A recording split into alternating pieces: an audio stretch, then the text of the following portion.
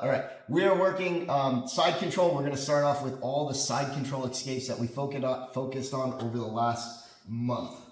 Starting with the most basic side control escape, he's chest to chest to me, perpendicular. That means he's inherently stable. The first thing you have to look at is if his hips are above your hip line or they're below your hip line. If it's above your hip line, all of your escapes are going to first require you to face towards him. If it's below your hip line, all of your escapes are going to require you to face away from him before you get out. So starting with his hips above me and he's chest to chest, the first thing we want to do is get our hands to the inside.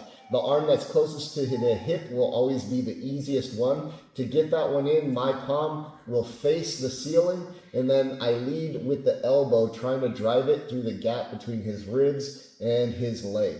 It's usually pretty easy to get this one in. If he was really tight, you could do a big bridge and then bring it in. If you can't go that way, you can still go this way and on the return, bring it in, but it's usually not too hard. Once your elbow's on the inside, the web of your hand is going to wedge into his armpit.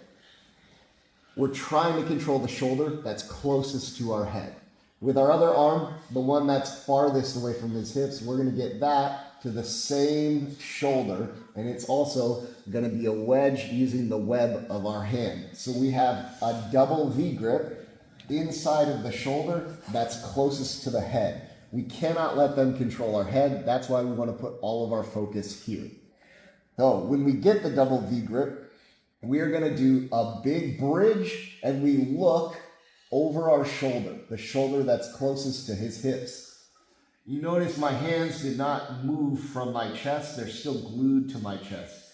I'm trying to use the strength of my legs to make as much space as I can, and then I will drop into the void of space created by the bridge, and I'm going to hide my head.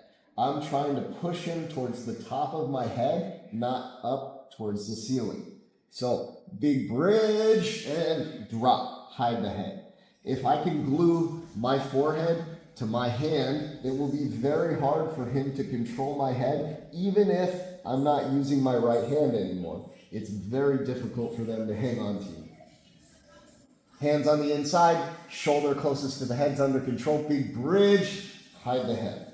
Once we're here, we need to get our legs to the inside. And no one's really that naive to leave their foot or their hip or their knee far from yours. So every time I go like this, he's probably going to keep bringing his legs towards me.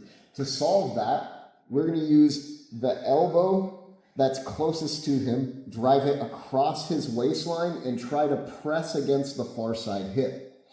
If we can get something to block the far side hip, every time I move, he's going to have a hard time keeping up with me, which will allow my knee to get inside.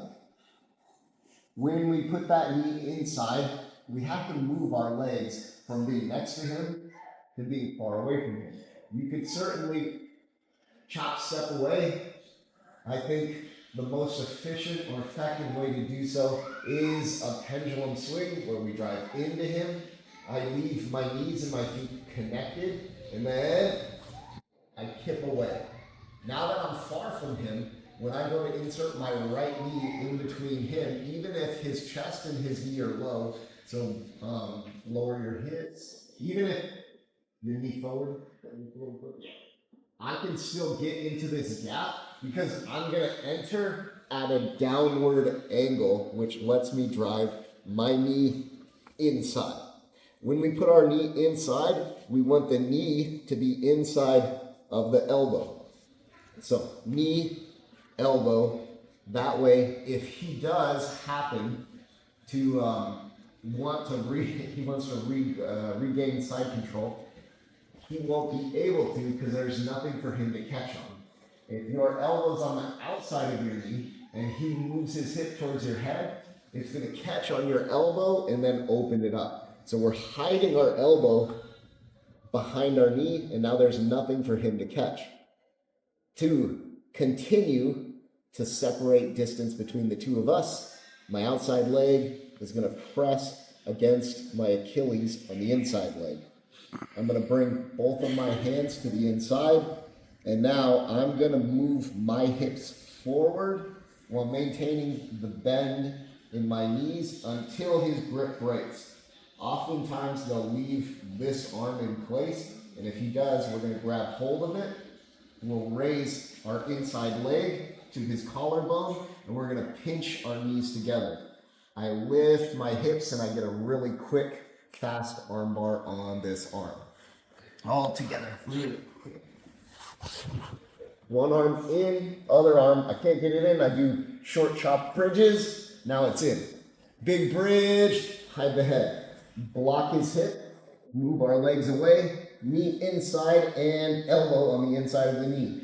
My feet are together to press. It's not strong enough, I bring both my hands to the inside. Now, I can break the grip, catch hold of his hand, and if we raise our elbow, we should be able to get a tight pinch right onto his hand.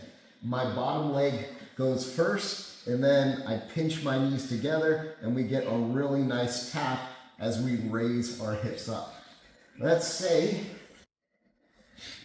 he pulls his hand out as we do that. So we get our basic side control escape. I'm in, I pressure out, I start going for this, and he pulls his arm out.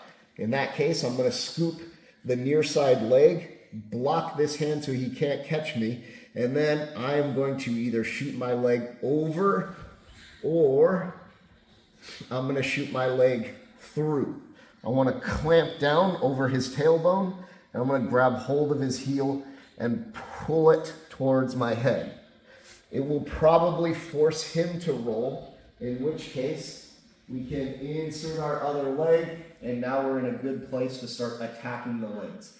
You could do a straight knee bar, you can attack the inside heel hook. We could certainly keep rolling and then end up looking for the heel hook on this side. So you got a lot of options from there. So that's the basic side control escape.